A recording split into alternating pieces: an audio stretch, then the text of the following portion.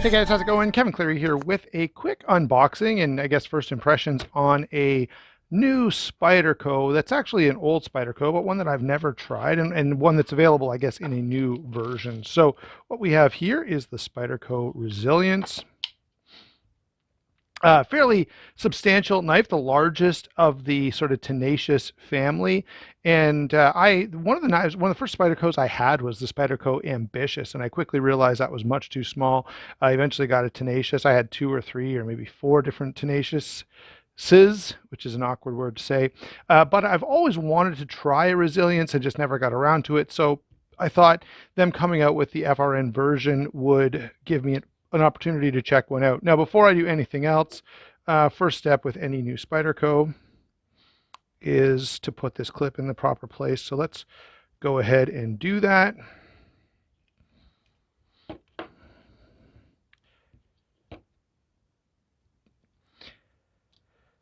And just thought I'd mention a couple of quick things about this. So, I've been aware of this knife for a long time, but frankly, before I ever ended up buying it, I'd had a couple, I've had 1 or 2, as I was saying, Tenaciouses, and I'd had the Ambitious, and I just kind of ended up realizing that this line, although I don't hate it, it wasn't exciting enough for me to run out and grab this knife or put it on a high on my priority list.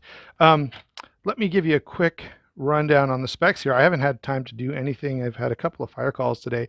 Just this is a bit of an aside, but if you're listening to this, man, take it easy while you're driving.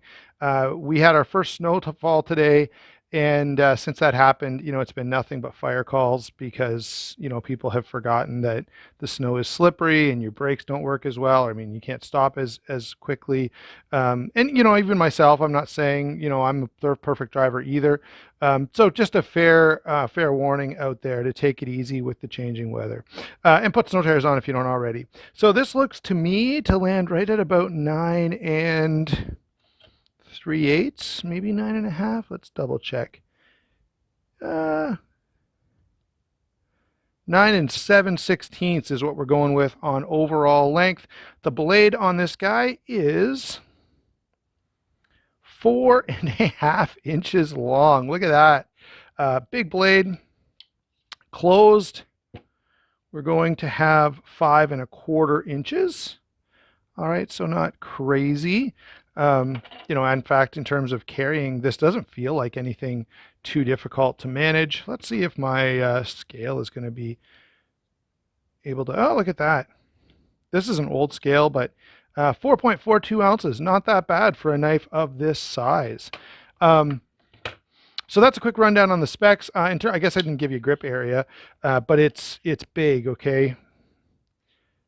So yeah, about 4.5 inches of grip area. I don't think I've ever met someone that's going to have a hand width of 4.5 inches. So very, very large, very, very substantial knife. Now the big difference here is the FRN, which does feel pretty comfortable in hand. And Spyderco does a lot of the FRN, and the multi-directional texturing and all that is pretty well known. We've got a nice thumb ramp there. You can see Eric Lesser's Maker's Mark, Spyderco, nice big leaf-shaped flat ground blade. Not super substantial blade stock. Let's see if I can give you guys a quick look at this. I know I normally don't do it this way, but looks to be just under 1/8 of an inch thick. Normally I take all these measurements ahead of time, but as I say, I have not been available to do anything today. So this is kind of scrambling. Even the lighting you'll see isn't quite as good as normal just because I haven't had time. So I thought I'd throw this guy in alongside a Rat Model 1 just because this is the knife that kind of moved me away from the Tenacious lineup. And since this knife, a number of other knives have become available that I might be a little more interested in than anything from the Tenacious family of knives. That said, I do like big knives, and this does seem to be pretty well done. All right, I'm not in love with the steel. Let's see if I can show you. HCR13 MOV, typical budget steel from, 5 years ago or so. But these days, we're starting to get a lot more options in budget knives and a lot better options. This feldspar is D2.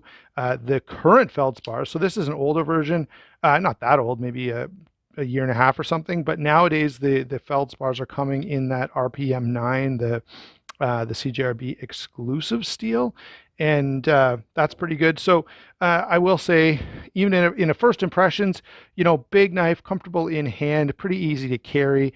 And if you need a lot of blade length, or if you need like a folding kitchen knife or a camp knife, this would work pretty well for that.